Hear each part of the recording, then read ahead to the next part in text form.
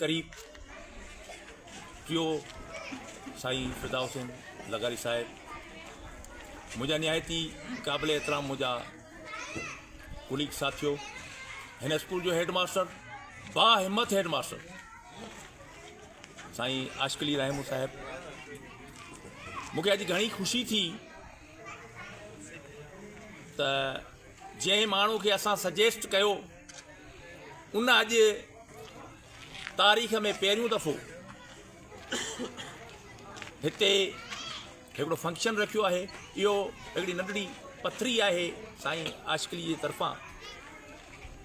मूंखे उमेद हीअ आहे त इहा हिन स्कूल में जोत जलंदी, इल्म जी रोशनी वरी ज़ाहिर थींदी।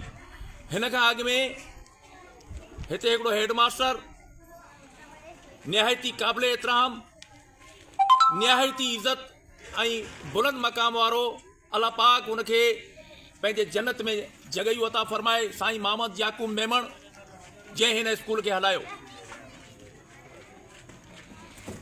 गुजाई मौला जा जेके शागिर्द हुआ से हिते पढ़ंदा हुआ, अॼु उहे इंतिहाई पढ़ियल लिखियल तमामु बहितरीन जेकॾहिं उते जेको फ़र्द आहिनि उहे कारनामूं हिन स्कूल जो आहे, हिन स्कूल जे उस्तादनि जो आहे, हिन स्कूल जे हेडमास्टर जो।